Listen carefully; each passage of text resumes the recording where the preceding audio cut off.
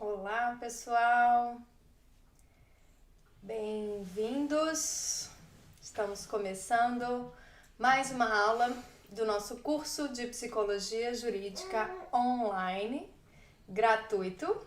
Seja bem-vindo, bem-vinda ao meu canal de Psicologia Jurídica. Eu sou Mariana Martins Juras, sou psicóloga, tenho mestrado e doutorado na área de Psicologia Clínica e Cultura pela Universidade de Brasília, especialização em terapia de famílias e casais e experiência na área de psicologia jurídica, aí, principalmente da minha experiência como servidora lá do Tribunal de Justiça do Distrito Federal. E estou aqui hoje para falar deste assunto bastante polêmico, bastante divulgado aí nas mídias, enfim, desde a apresentação em 2010 da lei que surgiu no Brasil. Então, estou aqui para tirar dúvidas sobre alienação parental, falar um pouquinho sobre a minha visão, a visão, enfim, de alguns psicólogos que compartilham comigo essa visão da psicologia jurídica em relação a esse tema da alienação parental. E lembrando a todos que o meu site, quiser dar uma entrada no meu site marianajuras.com.br, onde você pode olhar um pouco a descrição dos serviços que eu tenho oferecido online para adultos e casais de orientação psicológica e também supervisão complementar para psicólogos que queiram aí tirar dúvidas ou querem orientações para algum caso que, enfim, eu possa contribuir aí com o meu olhar, tanto da psicologia jurídica quanto da terapia familiar e de casais. Ok? Então, bem-vindos e vamos então dar início a nessa nossa aula. Vou fazer aqui um ao vivo aqui pelo Facebook também, para que as pessoas possam também participar de lá e vir aqui para o nosso canal. Gostaria de informar também que provavelmente hoje vai ser a nossa última aula ao vivo. Tô precisando dar uma pausa, uma revisada aí nas aulas que já foram realizadas, fazer uma edição, processo de edição nas aulas para produção de alguns vídeos mais curtos e com base aí no que a gente já fez, mas que vão ser disponibilizados aí também toda quarta-feira. Eu vou estar lançando um vídeo novo, enfim, com base aí nessas aulas, mais um vídeo editado, um vídeo mais curto, que possa ter maior alcance aí também para quem não quiser assistir todas as aulas, mas eu vou estar dividindo essas aulas em alguns subvídeos para vídeos mais curtos para divulgar também aqui no nosso canal, ok? Então aproveite hoje, estamos ao vivo, então aproveite para participar, interagir aqui no nosso bate-papo. Estou aqui com a janela do bate-papo também aberta, então pode participar aqui da nossa conversa, do nosso diálogo. Bom, começando também aqui, então, pelo Facebook. E a câmera tem que estar virada para cá. Olá, pessoal, estamos também aqui no Facebook, nessa aula de psicologia jurídica aí também. Então, pessoal do Facebook, entra no nosso canal, Psicologia Jurídica, no meu canal do YouTube, tem a divulgação aqui na minha página do Facebook, então entre aqui também. A gente vai falar hoje sobre alienação parental. Então aqui para dirimir dúvidas também que vocês tenham, então bem-vindos e aproveitem. Então vamos começar com a nossa aula.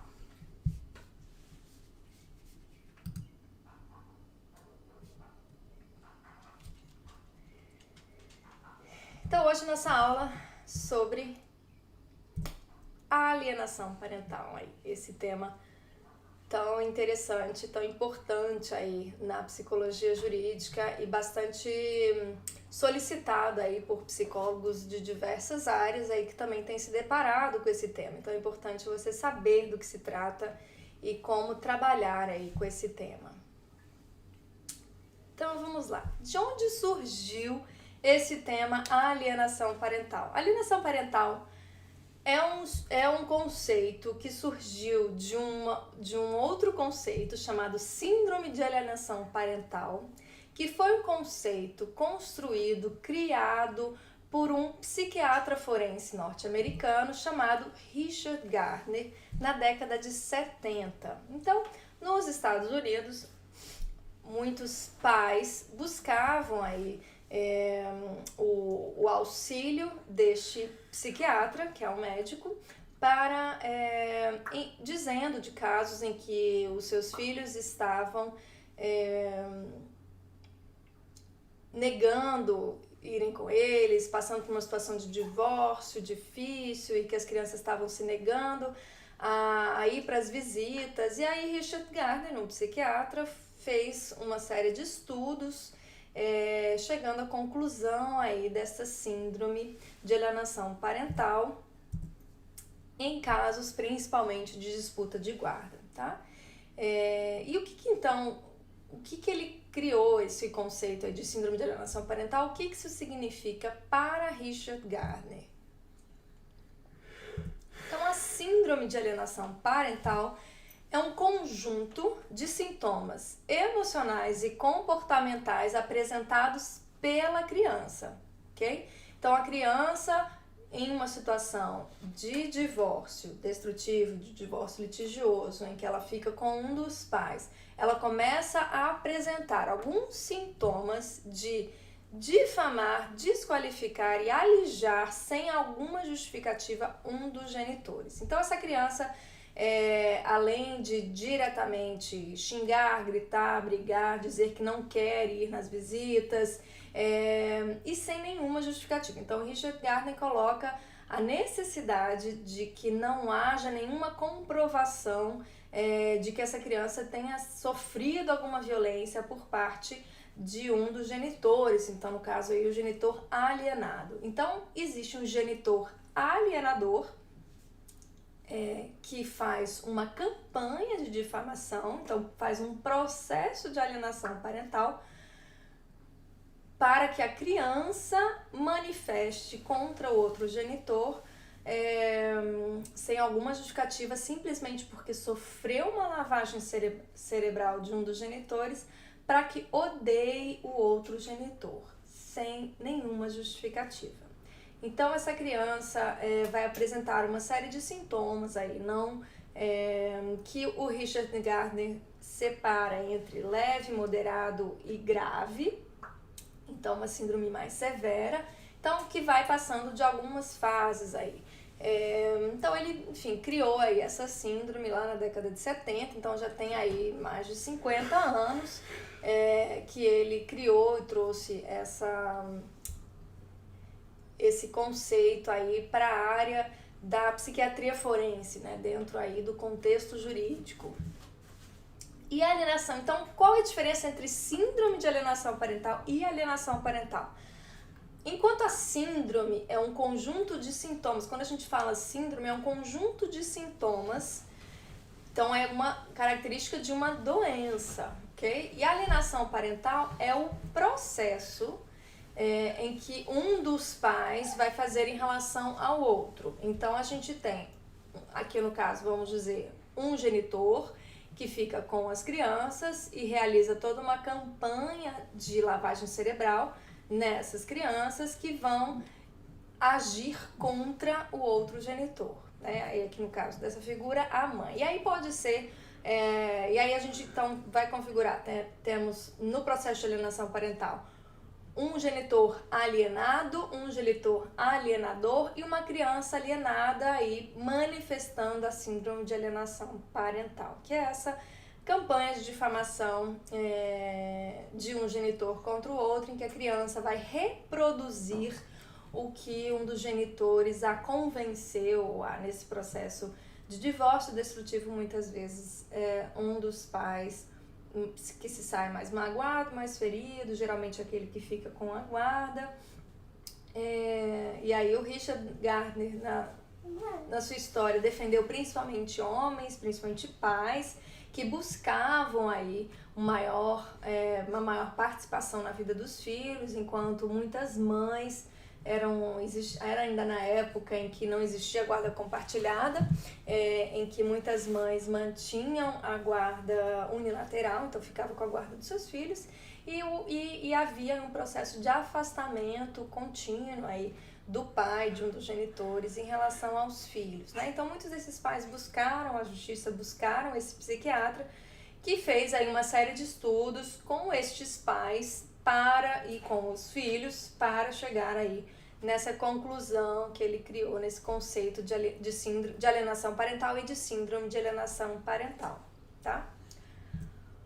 Grande problema da alienação parental e de todo esse trabalho, né, que Richard Gardner fez, lembrando que Richard Gardner foi um psiquiatra, um médico, que, enfim, descreveu aí todo esse processo, mas para que uma síndrome seja considerada de fato uma síndrome, ela tem que ser reconhecida como uma doença pelo DSM ou pelo CID, né, que é o Código Internacional de Doenças, né? Então, ou no CID ou no DSM, que é o DSM específico aí para doenças mentais, tem que haver essa especificação. E a síndrome de alienação parental nunca foi reconhecida cientificamente como uma doença. Que problemas que isso traz? Então, aí você fala, mas Richard Gardner estudou, tem várias publicações, tem livros aí que ele escreveu, e aí realmente ele escreveu livros, escreveu artigos, mas esses artigos, eles nunca participaram aí de uma obra de fato científica quando há uma revisão por pares. Então, para você divulgar o trabalho num artigo científico, ele geralmente é analisado por outros pares, outros cientistas que vão analisar todo o processo em que se construiu aquele conceito para, de fato, haver aí uma publicação. E ele nunca publicou numa revista científica, ele publicava os seus livros, os seus artigos nas suas edições próprias. Então, não é desqualificando o trabalho do Richard Gardner, mas ele utilizou durante aquela época uma visão bastante restrita e limitada para para criar esse conceito. Então, primeiramente, ele tinha apenas o depoimento dos pais, que se sentiam alienados, apenas o discurso deles, sem ouvir o outro lado. Então, ele tinha uma perspectiva bastante limitada e parcial daquilo que ele analisou, e isso aí não se repetiu, não se confirmou aí com outros profissionais que também atendiam casos similares. Então, a síndrome de alienação parental, ela jamais foi reconhecida como uma doença. E mesmo nessa edição mais recente, 2015, 16, se não me engano, o DSM-5, em que houve aí uma reformulação e houve um trabalho aí no sentido de se buscar se realmente há evidência científica que se justificam essa síndrome de entrar em um desses códigos, e chegou-se à conclusão de que não, de que a síndrome de alienação parental ela não é uma síndrome de fato, ok? E aí eu quero trazer uma fala da Associação de Psiquiatria Americana, que colocou uma nota no ano de 2008, então recente, sobre alienação parental. Então eu vou tirar aqui pra gente, é bastante importante aí esse enunciado. Então, em janeiro de 2008, a Associação de Psicologia Americana, a APA, considera que todos os profissionais de saúde mental, bem como agentes de leis e tribunais, devem levar a sério todas as denúncias de violência doméstica em casos de divórcio da custódia de criança. O movimento sobre violência e família, realizada pela APA em 1996, notou a falta de dados científicos para suporte chamado síndrome de alienação parental e alertou sobre o uso do termo. Okay? Então, o que aconteceu muito naquela época, então muitos pais, em casos, né, diziam que uma criança que estava sem justificativa, na verdade ela tinha justificativas, né? Principalmente em casos aí de violência que essa criança havia sofrido. Então muitos pais e muitos psiquiatras se utilizaram aí dessa síndrome, né? Desse conceito aí de síndrome de alienação parental na justiça. Muitos pais ganharam inclusive a guarda, reverteram-se a guarda, e há muito tempo nos Estados Unidos isso tem sido lidado com muita cautela, e tem existem algumas associações, por exemplo, de filhos que sofreram uma reversão de guarda e foram mudadas com justificativa na alienação parental, foram revertida a guarda para o suposto genitor alienado e relataram sofrer outras diversas violências, enquanto a mãe, considerada alienadora, não podia fazer nada, né? Então, é bastante cuidadoso, a gente deve ter bastante cuidado enquanto psicólogos profissionais que atuam nessa área, de não utilizar aí um conceito que não tem o reconhecimento científico necessário para respaldar, né, o trabalho técnico aí do profissional. Então, a síndrome de alienação parental ela não foi reconhecida. Em 2008, né, novamente se reafirmou que não há suporte científico para essa síndrome e que devemos tomar muito cuidado quando esse termo for aí utilizado em casos em que há suspeita de violência contra criança e adolescente, né? Então é bastante importante ficarmos atentos. Só que em 2008 surgiu isso e teve toda essa discussão não apenas nos Estados Unidos, da Europa e vários países da Europa também. Mas no Brasil esse tema surgiu mais fortemente em 2014, 2015, 2016 2006, 2007, esse tema começou a surgir nos tribunais brasileiros. E em 2010 a gente teve aí uma lei, em 2010, a lei 12.318, que dispõe aí sobre a alienação parental. A alienação parental, então, nesse projeto, teve um projeto de lei em 2008, que teve uma rápida tramitação aí na Câmara dos Deputados, no Senado, e depois aprovação do presidente, uma super rápida, porque de 2008 a 2010, então menos de 2 anos, em que o projeto de lei vira lei, né, sendo que há muitas outras projetos de lei muito significativos também, como o projeto da mediação, por exemplo, que ficou mais de uma década para ser aprovado e finalmente foi aprovado em 2015, se não me engano. Então, não no sentido de questionar, é importante, obviamente, que as nossas legislações andem no sentido da necessidade, mas houve aí um lobby muito forte, principalmente de pais, homens, né, no caso, de forçarem aí uma rápida, uma célere apresentação dessa lei, enquanto a gente já tem o Estatuto da Criança e Adolescente, que também já prevê uma série de medidas para situações em que a criança está em situação de risco, mas vem aí uma lei chamada Lei da Alienação Parental, de um conceito não científico, né, de um conceito questionável, dúbio, de um psiquiatra forense de 50 anos antes. Então é um pouco complicado a gente pensar aí que hoje a gente tem, né, há 8 anos já vigorando uma lei que dispõe sobre alienação parental, em que todo um contexto mundial houve uma série de questionamentos, e ainda hoje continua-se uma série de questionamentos que no Brasil muitas vezes não há esse olhar mais atento para essa situação, né?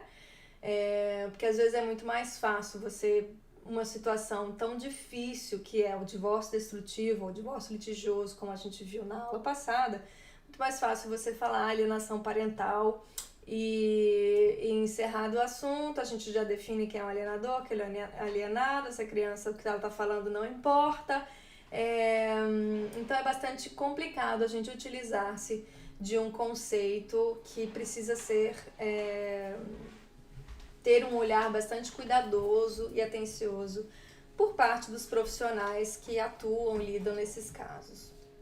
Então, veio então essa lei, 2010, então ok, temos essa lei, precisamos então trabalhar aí dentro da justiça e precisamos obviamente respeitar e compreender o porquê das leis e saber, então vamos entender o que a lei então a gente já, né, não entrei muito em detalhes sobre o trabalho do Richard Gardner, tudo, vocês podem buscar muita informação na internet, ele descreve cada um dos níveis, leve, moderado, mas como não há, eu não vou me ater muito a isso porque não há comprovação científica do seu trabalho, então eu vou aqui me ater mais à nossa realidade brasileira, que é, então, de fato, a gente tem uma lei que trata da alienação parental, então já tem entrado na justiça alguns casos aí de ações próprias só de alienação parental, para se julgar aí se é um caso de alienação parental ou não, no sentido de se buscar outras coisas aí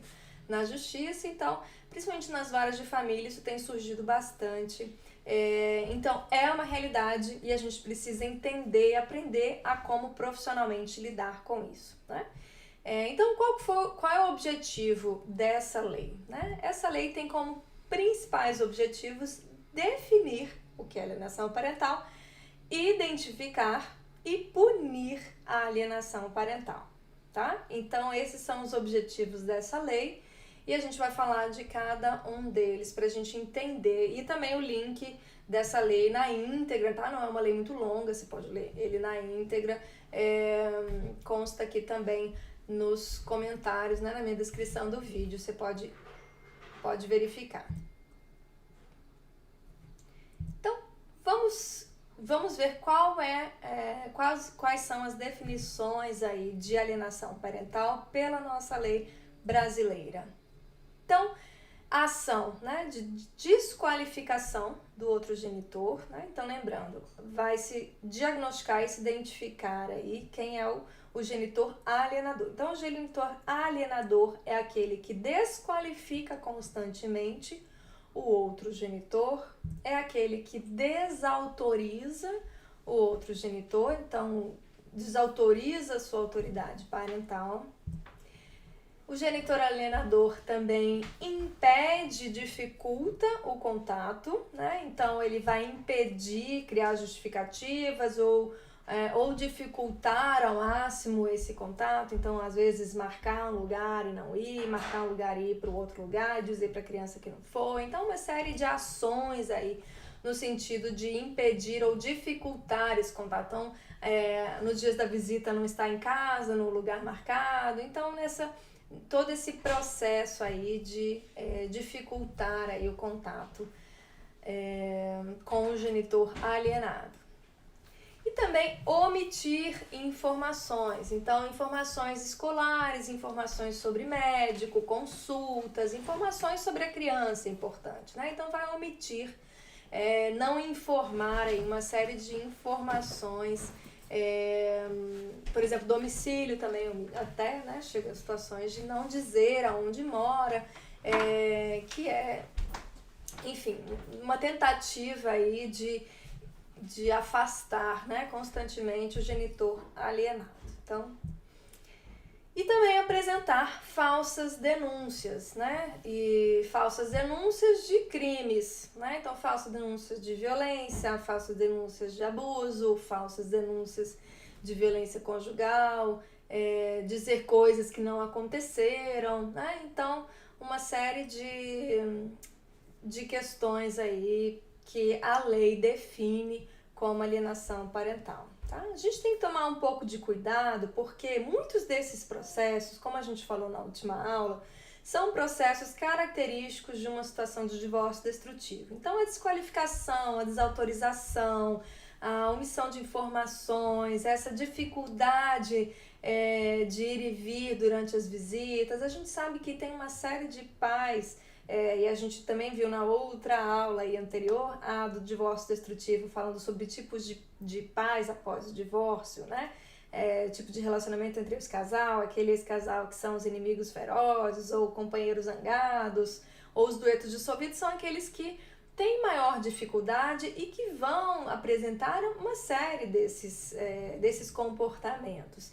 E muitas vezes esses comportamentos vão ser mútuos, né, de ambos os genitores em relação ao outro, né? E aí a gente fica na grande dúvida. A alienação parental, ela pode ser mútua? Eu posso então identificar num processo em que na verdade alienador e alienado ambos são alienadores e alienados? É possível isso ou não? Uma alienação parental é aquela... E segundo, a gente voltando lá na compreensão de Gardner, não. A alienação parental não é um processo de mútua desqualificação ou de mútua desautorização. Seria, de fato, achar um alienado e um alienador, né? É uma vítima e um culpado, né? Um pai que é vítima e um outro pai que é o culpado. Então, esse é o modelo, né, oferecido por Gardner. Então, é difícil da gente utilizar esse modelo de alienação parental, encaixar de fato, porque esses são processos que acontecem em uma série de situações de divórcio destrutivo, né? Então a gente tem uma situação em que há um processo de desqualificação, desautorização, quando um processo de divórcio é difícil, um processo de divórcio traz mágoas, traz ressentimentos, e às vezes esses pais realizam essas ações de forma inadequada, diretamente com o outro ou com os filhos, e precisam de uma orientação, de uma clareza, de profissionais, aí, de pessoas, né, da sua rede também, a não realizar isso, né, que isso é ruim para os filhos, né, como a gente já falou, de todas as consequências negativas que fica aí para os filhos, né, nos processos de parentalização, de lealdade exclusiva, né, que a gente também já conversou sobre isso na nossa última aula. Então, é difícil a gente... a lei define alienação parental como esses processos, sendo que lá, originalmente, esses conceitos não falam tanto do aspecto mútuo aí, da corresponsabilidade de ambos os pais, muitas vezes, nesse processo de desqualificação, nesse processo de divórcio destrutivo, que é de responsabilidade, né, de ambos os genitores. Então, mas essas são aí as definições pela nossa lei brasileira, né? E o que acontece, né, uma vez que se identifica, que se diagnostica esse problema, né? Obviamente aí vão ter sanções, vão ter punições da justiça para o genitor alienador, né? Então, quais são as punições do genitor alienador? Ele pode sofrer da justiça a advertência, né? Então, será advertido na justiça de que está agindo como alienador. Pode-se colocar multa, né? Pode-se determinar fixação de domicílio, né, para o genitor alienador. O alienado não, né? Está livre, mas o genitor alienador pode ser determinada a fixação de domicílio e obrigá-lo a acompanhamento psicológico ou biopsicossocial, tá? Essas são algumas das consequências aí, caso quando há o diagnóstico de alienação parental segundo a lei brasileira. Outras punições pode ser a ampliação do regime de convivência com o alienado. Então a gente tem quando se identifica a alienação parental, que está sendo feito então injustificadamente esse processo de alienação parental, pode se promover então a ampliação do regime de visitas aí, de convivência com o genitor alienado. Pode-se inclusive solicitar e se colocar alteração de guarda, então mudar-se, por exemplo, de uma guarda compartilhada para uma guarda unilateral para o genitor alienado, ou se é unilateral de né, ficar uma guarda exclusiva, né, do genitor, ou uma alteração de unilateral para a guarda compartilhada. Né. Pode-se, inclusive, suspender temporariamente, e aí a lei não fala em quanto tempo, mas suspensão da autoridade parental, que é uma coisa bastante séria, né? E o projeto de lei, é interessante informar que o projeto de lei previa o cancelamento, né? No caso, a perda da autoridade parental. O que isso significa? Significa que perante a lei, perante as instituições, aquele genitor alienador não vai ter nenhum poder de decisão sobre seu filho, independente do tipo de guarda. Ele não vai mais se configurar como representante legal daquela criança ou adolescente. Ele vai ser suspenso, e no projeto de lei previa até que ele perdia totalmente a autoridade parental, colocando aí numa situação de que nunca mais ele poderia reaver essa autoridade parental, né? Como aconteceram em alguns países com consequências gravíssimas aí. E o projeto de lei também previa prisão, né? E o Gardner, nos casos, ele defendia, nos casos mais graves, nos casos severos de síndrome de alienação parental, que o genitor alienador, inclusive, fosse preso com uma medida extrema e última aí, de tentar punir, né, o alienador. Então, o projeto de lei previa, inclusive o nosso projeto no Brasil, né, previa a prisão, o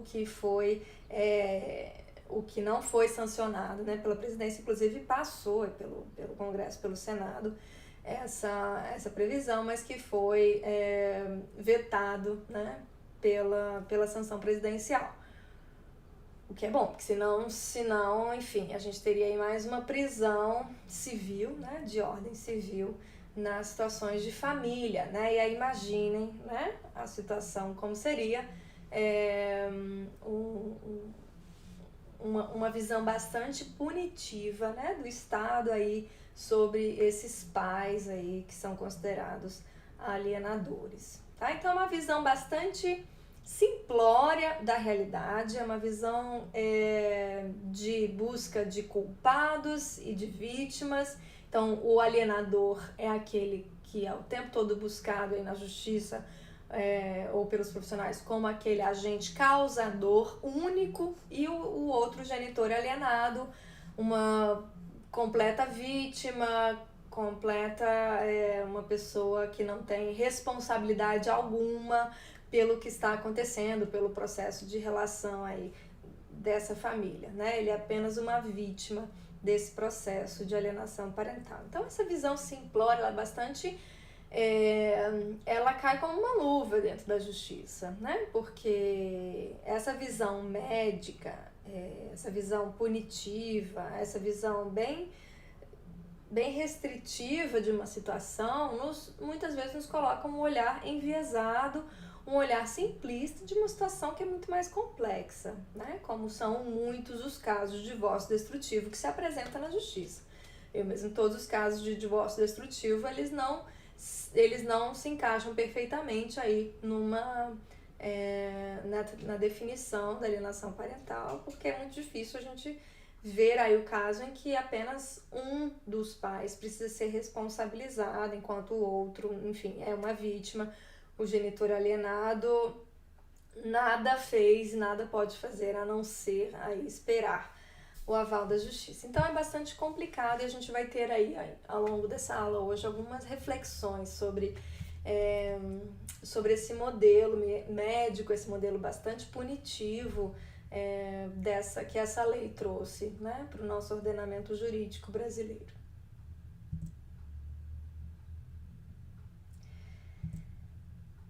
E como que se identifica, né? Como que a lei define que é feita a identificação? A identificação ela vai ser feita de ofício pelo magistrado. Então, o magistrado, ali no momento, analisando os autos ou durante uma audiência, ele mesmo já pode diagnosticar a alienação parental e a partir daí tomar as suas providências de acordo com as punições que a gente verificou, ou por perícia biopsicossocial. E a lei traz esse termo, né? Então a lei coloca a necessidade de que nos casos em que há alienação parental e que o juiz, o magistrado, não se sente capaz de tomar de tomarem um julgamento de que de fato é uma alienação parental, ele vai solicitar então aí o trabalho da equipe biopsicossocial, então entrando a equipe, né, bio no sentido de medicina, psicológica e social no aspecto aí sociológico ou do serviço social, então incluindo aí essas profissões, medicina, psicologia, serviço social e sociologia, para juntos aí realizarem uma perícia dessa situação e se chegar a um diagnóstico de alienação parental. Então, muitos psicólogos, muitos assistentes sociais têm sido solicitados aí para traçarem esse diagnóstico, e lembrando que como que o psicólogo vai dizer um diagnóstico? Ele precisa seguir um manual, de transtornos mentais, DSM, ou seguir o manual CID, no Brasil que se utiliza mais, o Código Internacional de Doenças, para se realizar um diagnóstico. Como é que vai se diagnosticar algo que não está descrito, né? Como alienação parental no Código Médico ou no Código de Saúde Mental, né? Científico. Então, os psicólogos têm que ficar psicólogos e ciências sociais, mas aí falando principalmente da minha área, que é a psicologia, tem que ficar muito atentos para o que lhe é solicitado da justiça, com base em normas, com base em leis que são construídas com interesses, com vieses aí de pessoas que são, né, que criam as leis no nosso país. Então, e são aí solicitados a realizar essa perícia para chegar a uma identificação de alienação parental, de processos de alienação parental, tá? Então devemos tomar muito cuidado enquanto profissionais nesse processo, tá? Então, atenção, psicólogos, principalmente falando aí da minha área, aí a gente tem um abismo aí muitas vezes, nesses casos, nessas situações, difícil acesso em ambos os pais, então a gente precisa aí buscar o máximo de imparcialidade possível, então não se pode realizar uma perícia apenas com um lado das partes e já chegar a uma conclusão, né? Muitos psicólogos sofreram e estão sofrendo processos éticos no Conselho Federal, no Conselho Regional de Psicologia, por não estarem atentos à complexidade desses casos, que esses casos envolvem, né? Então, o que o nosso conselho, né, especialmente aí numa resolução que trouxe a escuta de crianças e adolescentes no contexto jurídico, o que o nosso conselho recomenda para psicólogos ao estudarem ou analisarem casos que envolvem crianças e adolescentes? Então, vamos ver?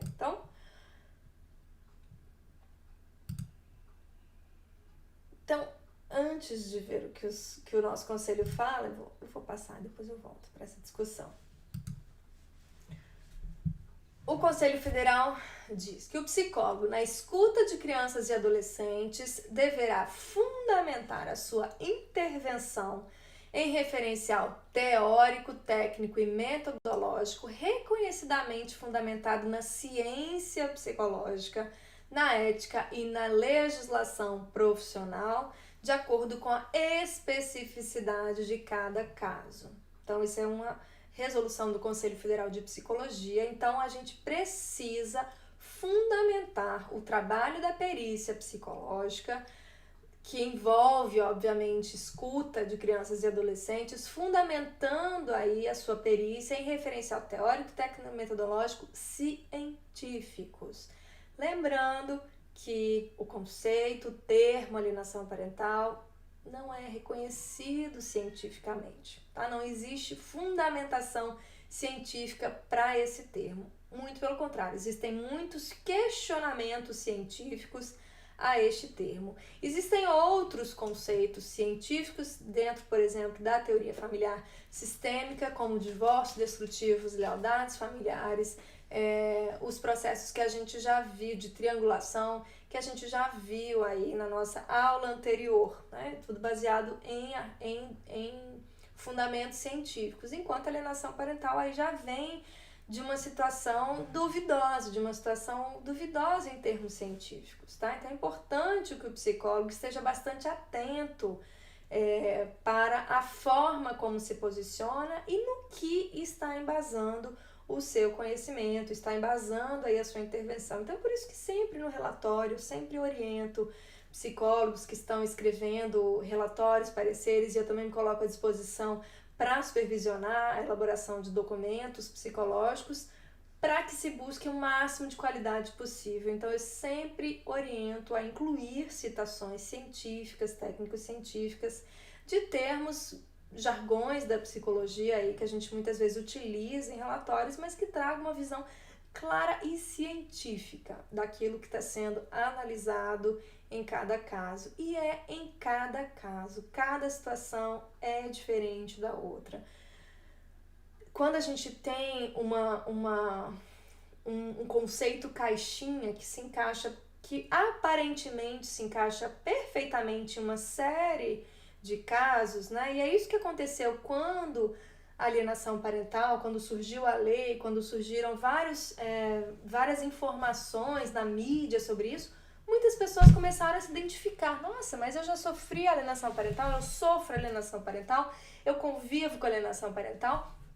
E, na verdade, porque é uma visão bastante simples, né? E há uma tentação aí muito grande de se tentar identificar, de se tentar encaixar situações complexas em uma visão simplória aí, que é dessa forma. E a gente tem que tomar muito cuidado, e aí eu volto ao slide anterior, da gente tomar cuidado. A psicologia, quando realiza diagnósticos e quando se junta com o processo de punição do direito, a gente tem que tomar muito cuidado com a utilização que os psicólogos, que os pareceres e relatórios, os documentos oriundos aí da ciência psicológica, de que forma eles são utilizados na justiça. E aí verificando que a gente tem aí uma situação que pode embasar uma mudança de guarda, uma situação bastante grave na vida das crianças, né? Inclusive alteração de guarda ou suspensão da autoridade parental, isso são situações que impactam muito na vida das crianças e adolescentes. E se o psicólogo realiza um diagnóstico, realiza uma avaliação parcial, no caso, apenas com uma das partes e traçando aí um documento, informando a justiça, e trazendo uma série de consequências e punições para uma pessoa que às vezes nunca foi atendida ou ouvida por parte do psicólogo, que realizou aí uma identificação, né? No caso, o genitor considerado alienador nunca foi ouvido pelo psicólogo, é bastante complicado se tomar ações dessa forma, e que vão embasar aí punições futuras, né? Então essas consequências da nossa atuação enquanto profissional, a gente tem que tomar bastante cuidado, ser bastante ético e atencioso, né, para isso. Não significa que a gente não possa realizar um trabalho nessa área, mas a gente precisa muito tomar cuidado com esses casos que envolvem divórcio destrutivo, envolvem disputa de guarda. Não são casos que se encaixam no formato simples de alienador, criança alienada e genitor alienado, tá? A gente precisa tomar muito cuidado. Então, o psicólogo tem que tomar cuidado para não cair nessa armadilha ou nessa simplicidade aí que às vezes se tem com base nessa lei. Ok? Então, vamos trazer aqui um pouquinho, como eu já falei bastante, eu desenhei aqui um modelo bastante simples e para a gente entender. Então, o que a síndrome de alienação parental traz? Diz que existe, então, um genitor alienador, uma criança alienada, em um genitor alienado, né? Então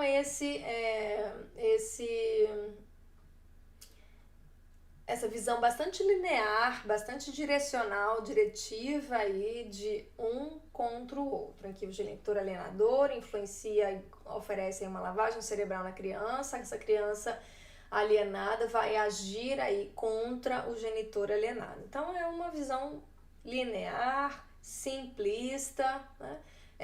De situações complexas que eu já falei, que são situações que envolvem esse tipo de situação, esse tipo de fenômeno. A visão complexa, uma visão sistêmica, minimamente, tá? Ela vai visualizar aí que a gente tem um genitor e outro genitor, no caso, um pai, mamãe, enfim, né? Independente das questões homoafetivas, a gente tem um pai e mamãe que se relacionam entre si. Então a gente vê aí uma relação de mútua responsabilidade, porque ambos, né? Porque uma relação é sempre formada por duas pessoas, no mínimo, né? Então essa mãe e este pai continuam se relacionando, continuam agindo um com o outro, né? Contra o outro, ou enfim, a favor, enfim, um continua agindo em relação ao outro. Então, ambos têm responsabilidades na construção dessa relação. A gente tem também uma relação que é bidirecional também entre filhos e pai e também entre filhos e mãe, certo? Então, a gente tem uma criança que se relaciona com os pais que se relacionam com a criança, né? Independente, aí a gente tem a relação aí de cada um dos pais com os filhos, né? Em que ambos também participam desse processo. Pais e filhos participam da construção dessa relação. Obviamente que os pais, né, por terem uma autoridade parental, e principalmente de filhos pequenos, né, porque quando se trata aí de filhos adolescentes, adultos, né, essa autoridade, né, ela vai ficando mais fluida, mais flexível dos pais em relação aos filhos. Mas existe aí uma maior autoridade, né, do subsistema parental aí em relação aos filhos. Então, por conta dessa maior hierarquia, né, que há entre pais e filhos, obviamente que eles vão influenciar mais nessa relação do que os filhos, né? Então, os pais muito mais vão ditar como é a relação com os filhos do que o contrário. Obviamente que as crianças também participam porque elas também são seres ativos nesse processo. Eles não são sujeitos passivos que apenas sofrem o que lhe recebem. Eles também estão ali construindo essa relação com os pais, mas por terem um poder, uma autoridade, uma hierarquia menor nesta relação, eles têm menos peso, né, na influência dessa relação. Então, os pais têm uma influência maior. Então, eles têm uma maior responsabilidade na forma como se relacionam com os filhos, né? E como os filhos vão reagir a eles.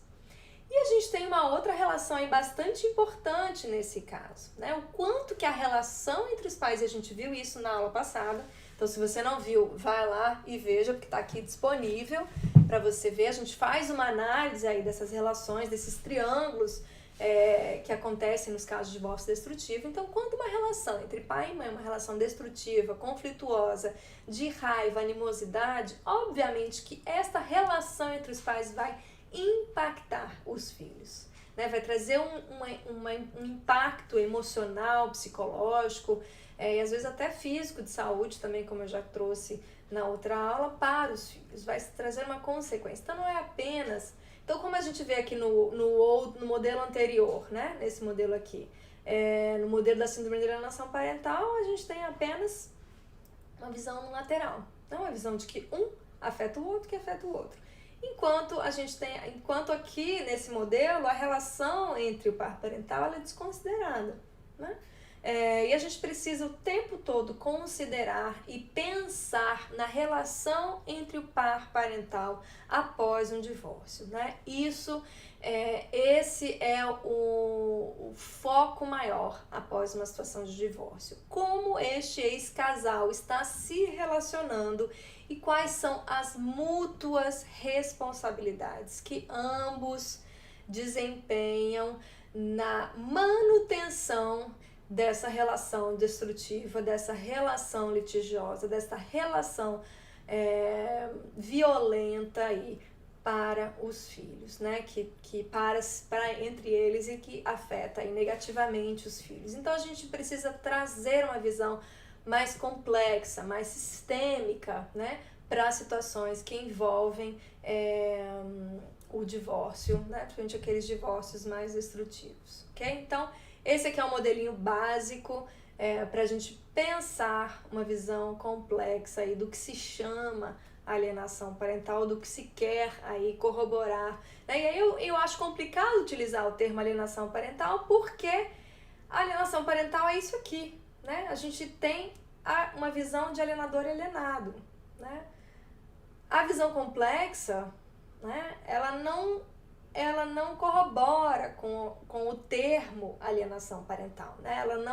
Ela não se encaixa. A alienação parental é uma visão unilateral de alienador e alienado. A gente não tem uma compreensão de alienação parental mútua, né? Isso não existe, isso não é o que a alienação parental traz. Isso é uma desqualificação mútua, mas que acontece, né? Que então não entra na lei. Então assim, a gente fica a gente precisa, e aí, né, a lei muitas vezes se mostra falha nesse aspecto, de às vezes querer trazer um aspecto que existe, um fenômeno de divórcio destrutivo que é cada vez mais frequente, né, que é comum não, né, mas que acontece, que existe, né, nas situações em algumas famílias, mas quando a gente traz uma visão de alienação parental, a gente parece que generaliza, né, ou a gente quer colocar como se todos os casos existissem isso, e na verdade não. Então a gente precisa tomar muito cuidado com a utilização desse termo, que é um termo aí não corroborado com a ciência, enquanto uma visão sistêmica, uma visão complexa, uma visão ampla do problema, utilizando-se obviamente referenciais teóricos, técnicos, científicos, são mais éticos, são mais de acordo aí com o código profissional, né, da nossa ciência enquanto psicólogos.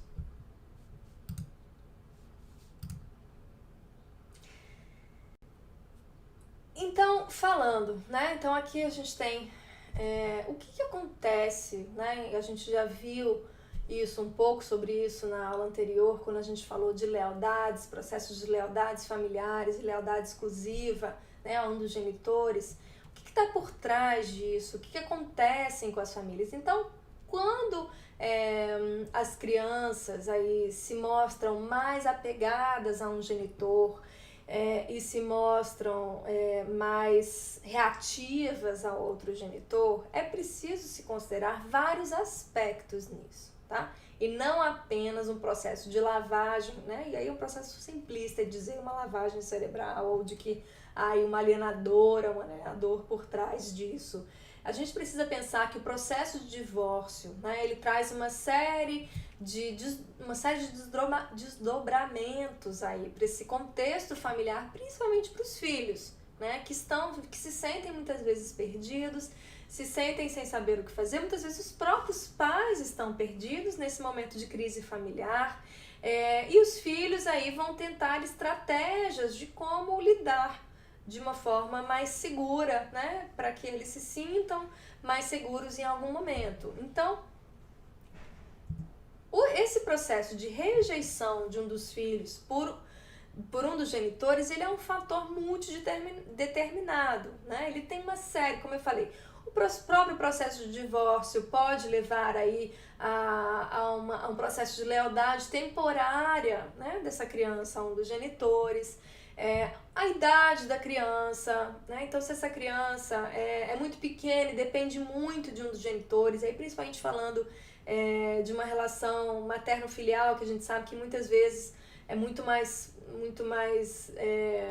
a criança num processo de construção, de socialização, ela pode criar aí uma lealdade maior, um vínculo mais forte com um dos genitores, o que é saudável no seu processo. Isso não significa que vai ser daquela forma para sempre, ou que aquela criança vai estar para sempre agarrada em um só dos genitores. Isso aí é um processo que vai acontecendo ao longo do desenvolvimento dessa criança. Então, quando são crianças muito pequenas, é comum haver aí a presença mais forte de um genitor, geralmente o genitor que desenvolve mais ações de afeto, cuidado, de proteção, de cuidados diários mesmo, que está ali mais presente. Geralmente na nossa cultura machista, infelizmente, é a mãe, né? E aí, por conta de um processo machista, né? De que muitas vezes ao longo do nascimento dos filhos, do desenvolvimento dos filhos, se considera que é responsabilidade maior da mãe de cuidar dos filhos do que dos pais homens,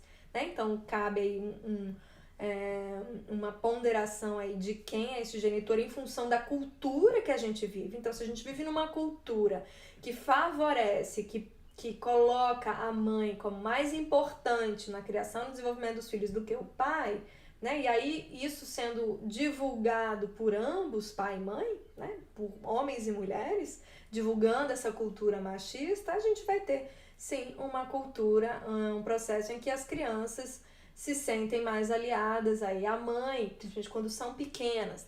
Ao longo desse processo, quando se tornam mais velhos, é comum, né, questão de gênero, ou ali na fase dos 4, 5, 6 anos de idade, se aliar ao gênero similar, né? Então, os filhos meninos se aproximarem mais dos pais, as meninas mais das mães. E aí o reverso de novo durante a adolescência, né? Então, dos meninos ficarem mais próximos das mães, as meninas mais dos pais, e aí se reverte de novo, mas enfim, esse processo de lealdades, ele é fluido ao longo do desenvolvimento humano, né? Dos filhos em relação aos pais, a quem eles vão estar elegendo aí como aquele genitor de maior preferência, e não significa que odeie o outro genitor, mas significa que naquele momento se tem uma maior afinidade com aquele genitor, uma maior segurança, aquele genitor lhe transmite maior segurança, e isso não é no sentido de odiar o outro, mas e principalmente numa situação de divórcio, de separação, em que uma criança se sente insegura do que vai acontecer com o seu mundo, porque até o momento da separação, por mais que os pais brigassem ou por mais que os pais se desentendessem, eles estavam ali, juntos, na mesma casa. Para as crianças, quando um sai de casa ou quando há uma separação, traz uma situação de insegurança para as crianças. Então eles vão buscar aquele genitor ali que eles sentem mais seguros. Não significa que o outro genitor é menos amado, é menos querido, mas que eles estão tentando aprender aí com essa nova realidade, com essa nova dinâmica familiar, né? Mas é um processo temporário, né? E natural aí do processo de divórcio. E aí, falando em separação também, há um processo de ansiedade de separação de um dos pais, que tanto se relaciona com o próprio processo de separação em si. Então, a própria separação, o próprio divórcio já traz aí um contexto de ansiedade de separação, enquanto e também no processo de desenvolvimento, as crianças, né, e os seres humanos de uma forma geral, seja pais separados ou divorciados, eles também passam por esse processo de ansiedade de separação de um dos pais. Geralmente um dos pais ele é elegido, né, para nesse processo de ruptura, nesse processo de separação. Então, por exemplo, quando uma criança vai para a escola, na fase de ir para a escola, né, tem algumas crianças que reagem de uma forma mais tranquila, outras vão reagir de uma forma mais insegura, vão querer ficar mais perto, ou vão chorar muito tempo,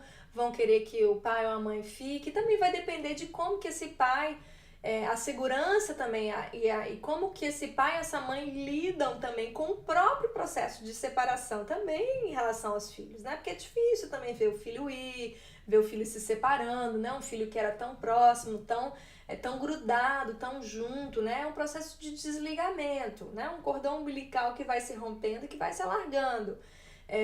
Então, é difícil, né? Essa ansiedade de separação, ela não é somente dos filhos em relação aos pais, mas os pais também em relação aos filhos, né? Como que eles vão lidando aí com essa separação dos filhos em relação a si, né? Porque os filhos também vão se separando dos pais à medida que vão crescendo, que vão criando novas relações, que vão participando de outros contextos, na escola, na comunidade, em outros em outros ambientes que não só dentro de casa, não só com a família. Então, esse alargamento, né, das relações da criança não necessariamente vai tirar a importância, né, de pai e mãe, de relação, mas obviamente que vai trazendo outras atenções da criança e os pais às vezes podem, pai ou mãe pode lidar aquilo como uma rejeição, né, do filho com relação aos pais, mas que é um processo natural do desenvolvimento humano. E novamente, em situações de divórcio,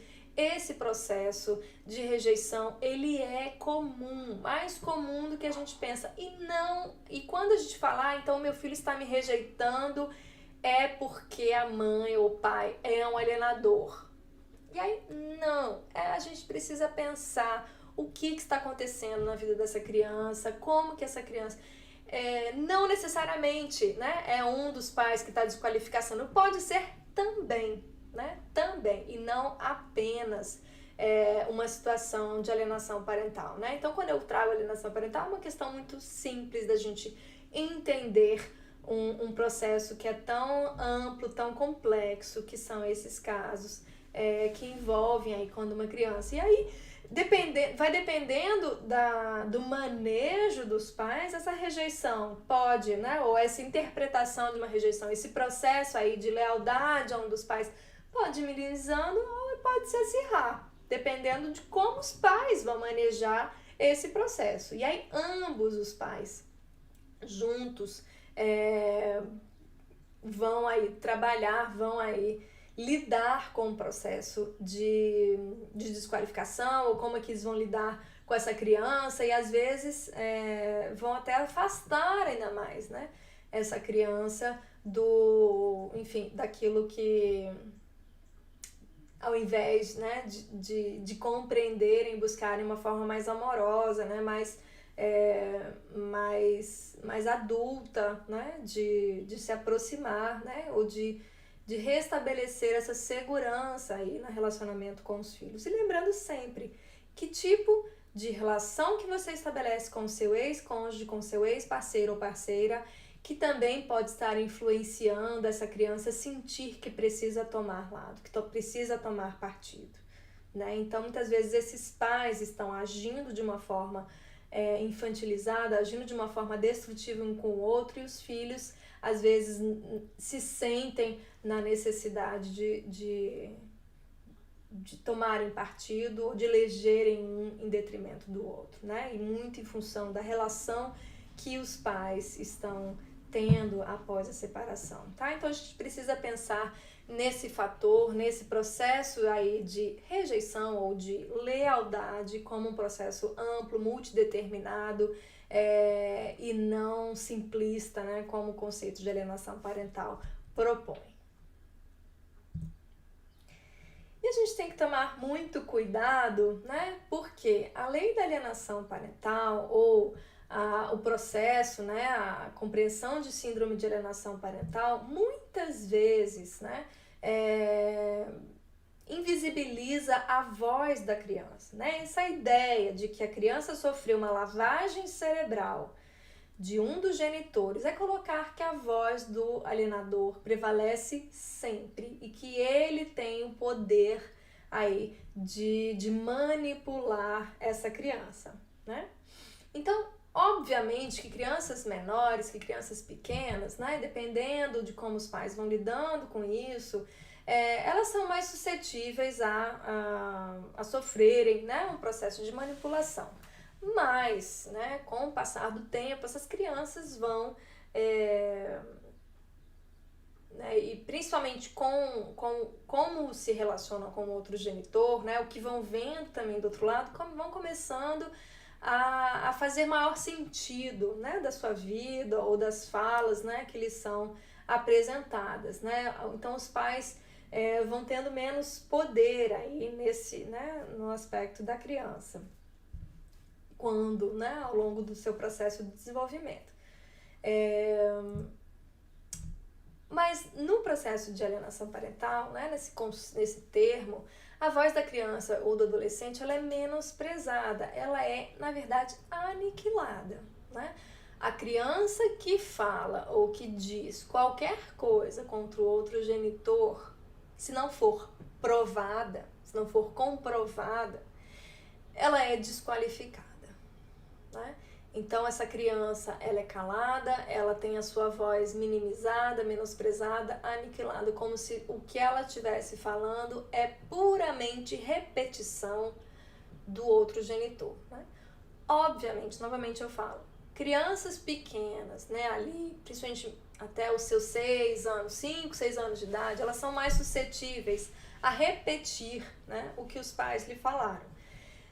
E aí, a forma dessa repetição, ela é bastante, ela é fácil de se identificar, né? Quando uma criança, ela foi manipulada, ou quando um pai falou algo, para a criança repetir, essa criança vai simplesmente repetir como um disco arranhado, né?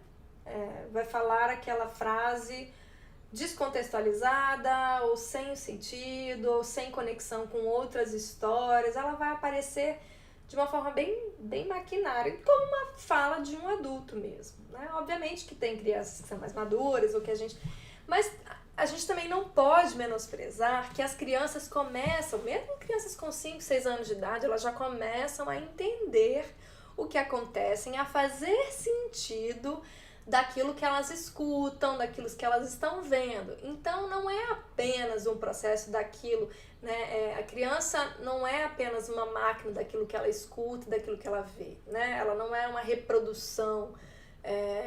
Isso é uma frase, ela é contida, né? Uma situação dessa. Agora, quando a criança começa a manifestar, né? Ou começa a falar, fazer sentido daquilo que está acontecendo ao seu redor, aquilo é uma construção ativa da criança, que a criança está interpretando, né, do seu processo. Então a criança, ela não é passiva, enquanto, né, uma visão de alienação parental, ela é totalmente passiva, ela é totalmente manipulada, totalmente descartada, né, o seu processo de desenvolvimento ativo, né? E não, a criança, ela tem um papel ativo no seu desenvolvimento, então ela vai a partir do desenvolvimento da linguagem, que ela vai começando a aprender a falar, às vezes até antes mesmo, de aprender a falar, a nomear o que está acontecendo com ela, ou o que ela está fazendo sentido do mundo, ela já vai começando a entender o que acontece ao seu redor. Ela já vai aprendendo do que lhe é esperado, o que ela pode, o que ela não pode, né? E ela é ativa nesse processo. Como eu falei antes, né? A criança, por mais que ela tenha menor autoridade, menor poder nessa relação, ela também participa ativamente nesse processo, né? E então ela não se deve desconsiderar totalmente, não se deve desconsiderar o que a criança diz, fala. A gente precisa ouvir, a gente precisa entender e compreender o que essa criança está dizendo. Não necessariamente, como a gente viu na última aula também. Não significa que uma criança falou com quem ela quer morar. Eu quero morar com a minha mãe porque eu odeio meu pai, né? Que a gente tem que parar e simplesmente não. Então essa criança vai ficar com o pai, vai ver o pai, vai ficar com a mãe, vai ficar com o pai de 15 dias. Ou não, a gente vai automaticamente dizer que é alienação parental, que essa criança dizendo que odeia o pai não tem problema nenhum, enfim. Então se coloca como, a gente bota o contrário, bota a criança com o pai e a mãe com visitas restritas, né? Então não dá pra gente ter uma visão simplista, não dá pra gente ter ações simplórias, né, em situações complexas como essa. Então a gente precisa entender o que está por trás, o que contexto, né, essa criança está trazendo informações, falas, comportamentos, né? A gente então precisa ter um olhar atento para isso. E aí a psicologia, o serviço social tem bastante instrumentos, técnicas para ter uma visão ampla aí de um comportamento infantil, e aí também incluindo os pais, para a gente entender essa dinâmica familiar, né, e o contexto em que esses processos acontecem. E a gente precisa se atentar às situações em que as crianças foram expostas ou sofreram diretamente uma situação de violência, né?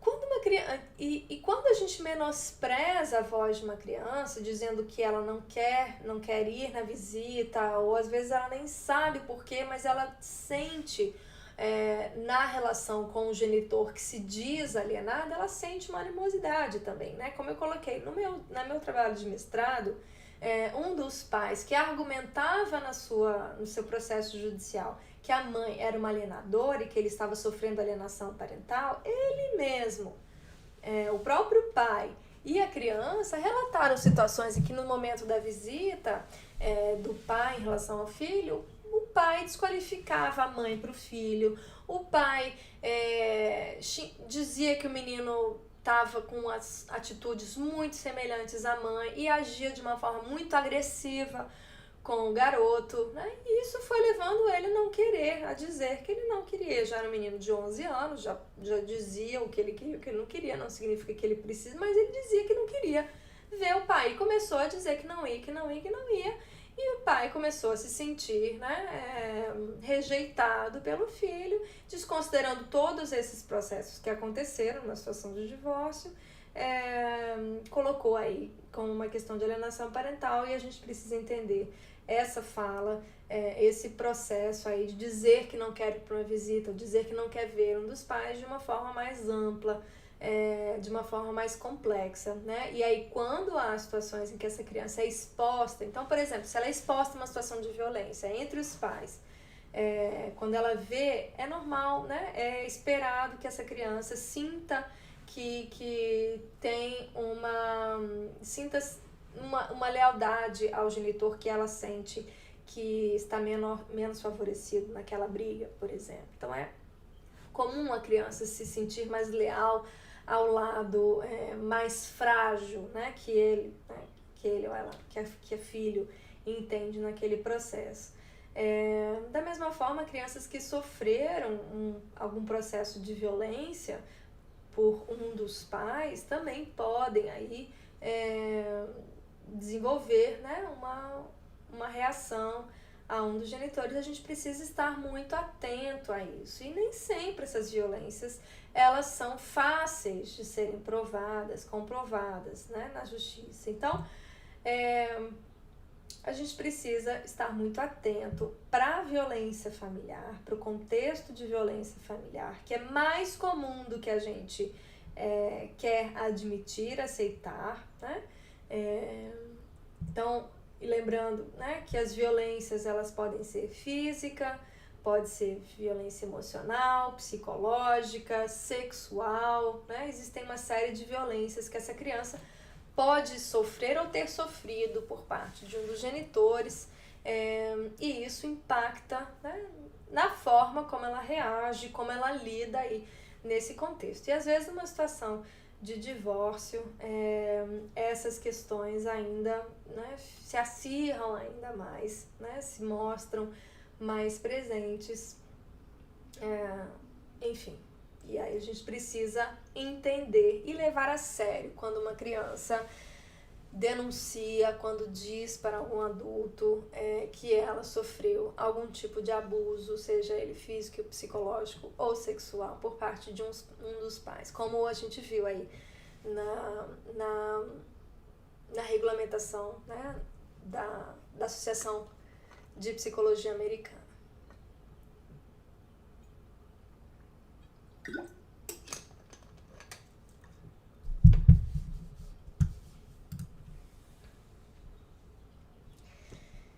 E aí, falando especificamente nos casos aí que se diz, né, das falsas denúncias, né? Então, como na lei, por exemplo, coloca que apresentar falsas denúncias também é um indício aí de alienação parental. Então, a alienação parental, ela pode ser utilizada como pode ser um prato cheio aí para acusações de abuso sexual, né? Como justificativa para acusações de abuso sexual. E a gente precisa tomar muito, muito, muito cuidado, porque este fenômeno, ele é um fenômeno que acontece, né? E a gente tem aí as estatísticas que mostram que muitas meninas, né, que se não me engano, uma a cada 5, né, meninas já sofreram algum tipo de abuso sexual ao longo de sua vida. Da mesma forma, e grande maioria, né, a maior porcentagem, né, dessas vítimas de violência sexual é no ambiente doméstico e familiar, por pessoas de sua confiança. E, em sua grande maioria, os pais, os genitores, né? Então, a gente precisa tomar muito cuidado para os casos que envolvem denúncia de abuso sexual, para não cair numa visão simples de alienação parental, por dizer que pelo fato de não ter se comprovado ou não ter provas que justifiquem uma acusação de abuso sexual, que de fato ele não tenha acontecido. Tá? É bastante complicado, é bastante difícil casos que envolvem esse tipo de denúncia. E as falsas acusações de abuso sexual existem, mas elas são muito mais exceção do que regra. Eu já trabalhei com muitos casos que envolvem abuso sexual e os casos já é muito difícil um caso de abuso sexual ser revelado. Quando ele se revela, é muito difícil dele ser denunciado. Mais difícil ainda é ele ser comprovado. Porque a maioria dos casos de abuso sexual, eles são invisíveis, eles não deixam marcas físicas, eles muitas vezes não conseguem ser comprovados na justiça, né? Então, muitas vezes se confunde uma acusação de abuso sexual sem comprovação com uma falsa denúncia, tá? Existem falsas denúncias? Existem, tá? Durante a minha prática profissional, de muitos casos, né, que eu atendi, eu nunca vi um caso em que há uma falsa denúncia clara. Quando a gente não... Existem algumas situações em que a gente consegue perceber que há uma dinâmica abusiva na família, em que há um relacionamento abusivo entre os pais ou entre o contexto familiar, algo relacionado a questões da sexualidade, do abuso sexual, algo não muito claro aconteceu na família e às vezes vem uma denúncia de abuso sexual contra a criança. Às vezes não foi a criança diretamente que sofreu, e aí entra-se numa falsa denúncia, mas que houve aí uma visão bastante nebulosa, assim, é bastante difícil da gente identificar claramente uma falsa denúncia de abuso sexual. Dizer que é falsa, né? Porque a gente nunca vai conseguir dizer que algo não aconteceu, né? A gente pode provar que algo aconteceu, mas a gente não consegue provar que não aconteceu, né? Então, a gente precisa tomar cuidado, obviamente, a gente precisa levar a sério cada situação de abuso sexual e também precisa ter todo um processo. A gente também não pode partir do princípio de que também o abuso sexual aconteceu. A gente, num processo de investigação, no processo judicial, a gente também tem que sempre partir da visão da dúvida, né? E a partir, né, de fundamentos científicos, técnicos, a gente verificar aí e chegar a uma compreensão de que há maiores indícios, né, de que aconteceu ou não. Não se sabe, ou há uma situação. Então, dizer que é uma falsa denúncia, uma falsa acusação, é difícil e ela é mais exceção do que regra, tá? Então, aqui a gente tem uma participação, né, em relação à questão da violência doméstica, né? A Cileide está perguntando aqui, falar mais sobre a questão da alienação parental em situação de violência doméstica. Eu vou falar isso num dos próximos slides, e o que tem sido dito de que interfere nas medidas de proteção às mulheres. Estou dizendo que da questão dita por vários profissionais sobre a lei da alienação parental pode ser usada como violência contra a mulher, né? Isso aí é uma outra questão que também precisa ser analisado, de difamação, enfim, tá? Mas a gente pode trazer aí esse aspecto aí que você trouxe da alienação parental também ser utilizada aí como mais um aspecto de violência contra a mulher, né? A gente pode discutir sobre isso, mas no próximo slide. Mas voltando à questão da criança, né, e a questão da situação de abuso sexual, a gente precisa tomar muito cuidado com esses casos e às vezes, né, quando a criança, né, manifesta aí já uma situação, ou denuncia, e também os fenômenos de abuso sexual são muito complicados, né, porque às vezes a criança fala que aconteceu, depois ela vai dizer que é tudo mentira, né, às vezes ela diz na justiça, e eu já vi esse processo de querer desdizer, né, de dizer que mentiu, ele é um processo também que acontece quando houve, né, abuso sexual. Então, às vezes, a criança, ao ver toda a reação, toda a transformação na família, quando ela fala que um abuso sexual aconteceu, quando ela se depara, é mais fácil ela dizer não, que foi tudo mentira, que nada disso aconteceu, porque era mais fácil quando a gente, da forma como era antes, né? Então, ver todas as transformações, todo o sofrimento que os pais vivenciam quando ela denuncia, né? Ou revela um processo de violência sexual, que às vezes é melhor dizer que não aconteceu. E às vezes a criança, né, vai, enfim, nesse processo querer desdizer, né, o que se disse também é um fenômeno esperado, não dá pra gente já automaticamente aí já chegar e dizer que então é uma falsa denúncia, alienação parental alienadora, a gente passa então uma guarda, um caso muito grave, se passa e aí rapidamente se transforma, se modifica uma guarda de uma criança que, enfim, né, é bastante complicado e a gente precisa ter muita cautela aí nesses casos, ok?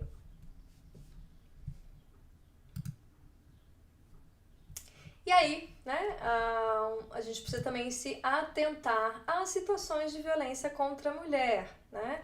Então, não apenas, né? Então, às vezes, e aí numa cultura machista, patriarcal, a gente tem aí uma série de violências que muitas mulheres sofrem ao longo do processo de casamento, que muitas vezes buscam o divórcio para diminuir a situação de violência em que ela se encontra e às vezes após uma separação vão sofrer, às vezes ainda sofrem mais violências por parte do ex-parceiro que vai continuar ameaçando, utilizando as crianças e às vezes as crianças, numa situação, é muito comum de uma criança em que vê a sua mãe sofrendo violências, sendo humilhada, menosprezada, ou ela se volta contra a mãe, né, ou ela se volta a favor da mãe, né? Então é um processo de lealdade claro numa situação de violência. Geralmente essa criança, e aí dependendo da relação que essa mãe tem com essa criança, às vezes vai se aliar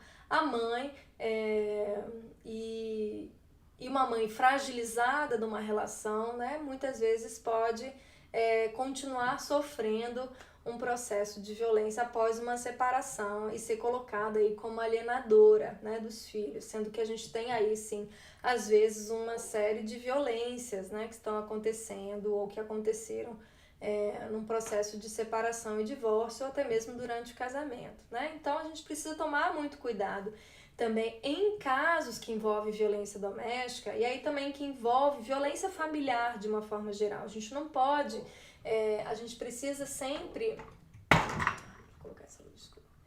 A gente precisa sempre entender, né, a dinâmica familiar e visualizar que uma situação de alienação parental nem sempre é a melhor, né, a mais adequada em situações que envolvem violências, e às vezes não só violência contra a mulher, muitas vezes são violências mútuas, né, lembrando que numa cultura machista, às vezes os homens se sentem no mais empoderados e às vezes têm mais poder na relação e às vezes utilizam, né, da lei da alienação parental, que é aí o que a Cileide colocou no comentário, podem utilizar dessa lei para continuarem, né, num processo de violência, né, contra a mulher, né, num processo de separação. Então, é bastante complicado, complexo, a gente tem que se atentar, né, para essas situações de violência familiar, como eu já falei,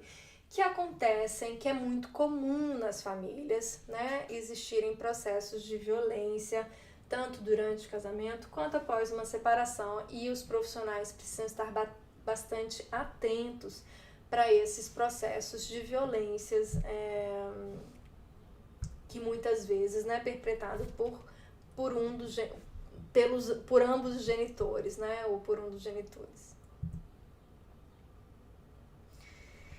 Então é importante, né, toda essa nossa discussão, ela não se trata de negar a existência de um fenômeno, mas de ter maior cuidado ao analisar um caso que envolve disputas, tá? Então não se trata de negar que esses casos de rejeição, de lealdade, de parentalização, de triangulação, enfim, vão acontecer, mas a gente precisa ter bastante cuidado, atenção e ter uma visão ampla, complexa. E lembrando, o termo alienação parental, ele foi um termo bastante simplório, ele é um termo bastante reduzido do fenômeno complexo que se apresenta nessas situações, como é o caso de divórcios destrutivos, litigiosos, como eu já falei na aula anterior.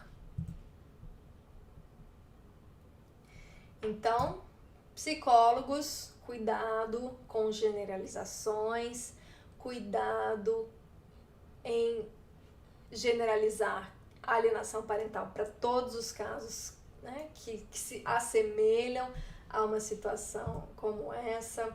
Atenção caso a caso, família a família, cada situação é única, particular, precisa ser aprofundada, precisa ser analisada com profundidade cada uma delas, ok?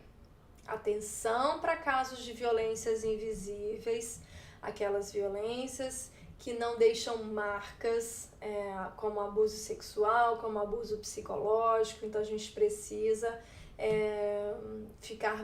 ligar o radar para essas situações. Atenção para ter uma visão ampla, complexa, sistêmica dos casos que envolvem essas dinâmicas familiares, e casos complexos exigem soluções complexas, né? A gente não pode utilizar visões simples para situações complexas, que são essas que envolvem separações conflituosas, com bastante litígio, com violências múltiplas, né? Mas aí eu tenho, né, uma pessoa que me fala: eu estou com dificuldades de ver o meu filho, o que eu faço? Como você me orienta, né? Se eu estou com dificuldades de ver o meu filho, seja por dificuldades do outro genitor, seja porque a criança está manifestando alguma rejeição, o que eu faço, né, como pai ou mãe neste processo? E aí vamos tentar ultrapassar esse abismo, né? Seja flexível, né? Busque o máximo de flexibilidade possível.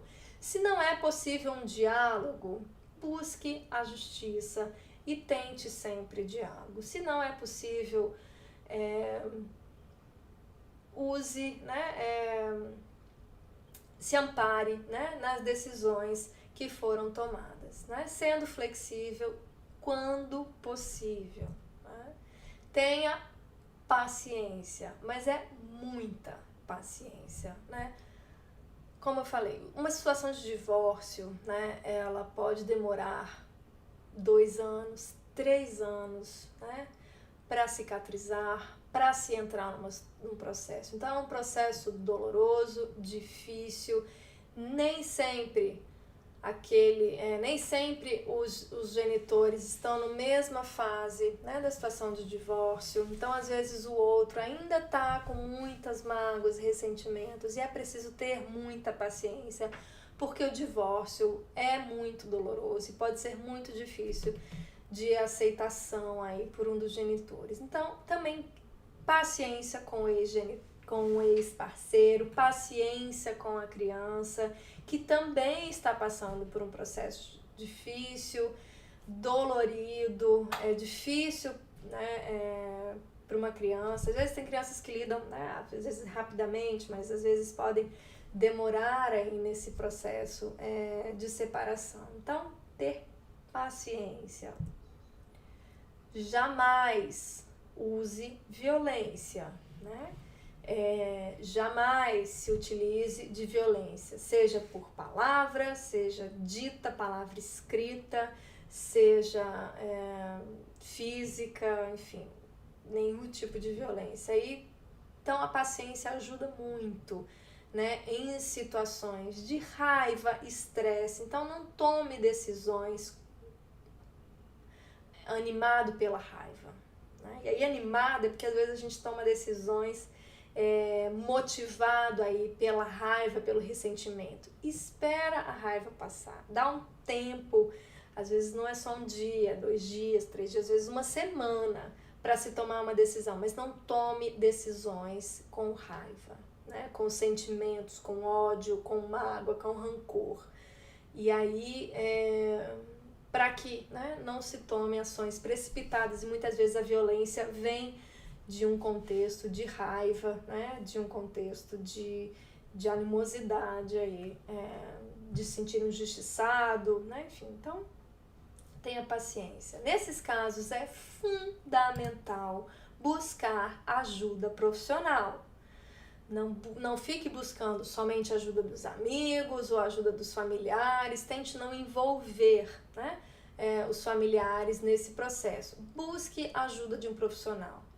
Seja psicólogo, seja advogado, seja da justiça, seja um mediador, busque profissionais que visem uma visão mais ampla também. E se você, né, se tem um advogado que já quer entrar na justiça, que já quer entrar com uma ação, ou tendo bastante parcialidade com a sua situação, é importante ouvir, aprender, né? E um profissional ajuda muito, né, a gente a entender, a enxergar outros aspectos que às vezes a gente não enxerga. Então, busque ajuda para você, né? Se você está com dificuldade, se você está em sofrimento com este processo, busque ajuda, né? A gente não consegue forçar ninguém a buscar ajuda, né? A gente não consegue mudar ninguém, nem forçar ninguém a mudar. A gente só consegue mudar a si mesmo, né? Eu só consigo mudar a mim mesmo. No máximo, eu posso ajudar uma outra pessoa a ela mesma se mudar. Eu posso, enquanto profissional, ajudar neste processo. Mas não sou eu que mudo o outro, não sou eu como psicólogo que mudo ninguém. Mas participo nesse processo como psicóloga com a transformação da pessoa no sentido de ampliar, né, a compreensão e de buscar entender melhor ações que a pessoa pode fazer de sua responsabilidade diante de uma situação. Então, busque ajuda profissional, invista nisso pelo seu bem, pelo bem dos seus filhos e se mostre presente, esteja presente. Não é possível, eu já ouvi muitas estratégias, né, que pais e mães que se sentiram alijados pela justiça, mas que buscaram a estratégia de se mostrar presentes. Então, por exemplo,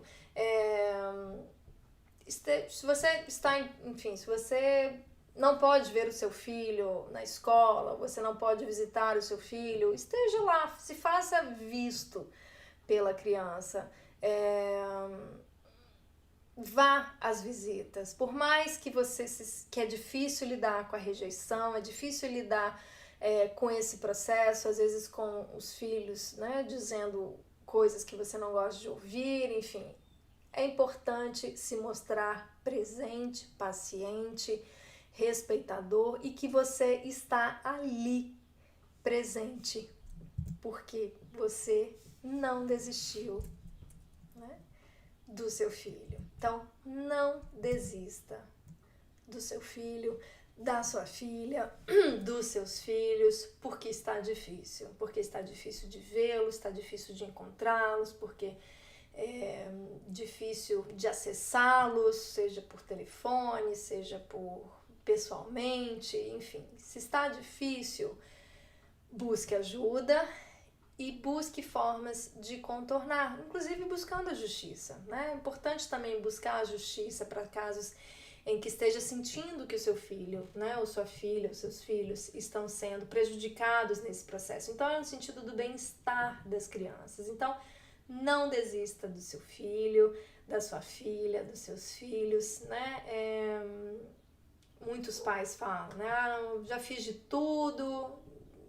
Se fez de tudo, faça mais um pouco, busque outra alternativa, seja criativo, no sentido de buscar estratégias saudáveis, né? E de buscar estar presente na vida dos seus filhos e também de se comunicar com o ex-parceiro, né? Então, buscar estratégias, né? E aprender como se comunicar de forma não violenta, como lidar quando uma situação lhe é apresentada, né? Como se colocar no lugar do outro. Então, aprenda, né, sobre comunicação violenta. Já coloquei aí alguns vídeos aqui complementares a essa aula sobre comunicação violenta, para as pessoas também aprenderem a como se comunicar com o ex-cônjuge quando também estão envolvidos pela raiva, pelo ressentimento. Então, obviamente, você precisa, né, buscar formas de se comunicar com o seu ex-parceiro, com sua ex-parceira, que não seja de forma violenta, agressiva, para que você possa, né, ter uma melhor qualidade de relacionamento com os seus filhos e para que seus filhos também vejam a sua responsabilidade aí nesse processo. E que todos são responsáveis pela construção de uma relação, né? E aí eu finalizo com uma fala aí de um terapeuta familiar que diz o seguinte: não é a relação da criança com a mãe que é central ou a relação da criança com o pai, mas sim a relação da criança com o relacionamento entre eles, né? É o Whittaker, né? É o relacionamento dos pais que é o mais importante aí na qualidade da sua relação com os seus filhos. É como você se relaciona com o seu ex-parceiro, com sua ex-parceira. Então, como você está buscando essa relação de uma forma mais tranquila e respeitosa. E voltando aí para nossa aula, se não me engano, anterior, não se trata de serem melhores amigos, mas de serem colegas de trabalho, em que o seu principal trabalho enquanto colegas é a criação e o desenvolvimento dos seus filhos. E aqui eu finalizo a aula de hoje, agradecendo com um pouquinho aí de atraso. Agradeço muito a presença de vocês ao longo dessas aulas, lembrando aí que eu não devo estar fazendo aulas ao vivo aí no próximo período, mas vocês toda semana, eu vou trabalhar agora nessas edições dos vídeos que já foram lançados até agora e ir promovendo eles a cada semana. Mas se você tem interesse em manter conectado, continue conectado comigo no meu site marianajuras.com.br. Você tem todos os meus contatos, e-mail, telefone, pra gente manter, pode deixar também os seus comentários aqui no nosso canal, que eu também estou sempre acessando. Então, mantenha-se ativo, presente, e agradeço muito a todos, mas eu estou finalizando as aulas ao vivo porque a gente tem tido menos participação ao vivo, então faz menos sentido a aula ao vivo e trazer um pouco mais de vídeos curtos que tragam um impacto talvez maior aí para esse conhecimento, para a divulgação desse conhecimento para as pessoas, ok? Muito obrigada a participação daqueles que vieram aqui ao vivo, né, aos fiéis participantes, meu pai e minha mãe principalmente, aqui sempre presentes na aula, nas aulas ao vivo. Mas, enfim, isso não impede que em algum momento também eu faça alguma aula ao vivo mais pra frente. É só porque acho que estrategicamente é melhor fazer edições e vídeos mais curtos para tentar alcançar o maior número de pessoas, porque eu acredito que já temos aqui uma série de um conteúdo, né, relevante, obviamente que bastante finito e ainda precisa de muitos outros, mas que a gente ao longo do tempo vai vendo a necessidade do público aí também. Vou lançar alguns vídeos mais pra frente. Mas está aí o nosso canal vai continuar ativo. Se inscreva, continue participando, deixando seu comentário e divulgando. Agradeço, muito obrigada e tenham todos uma excelente noite.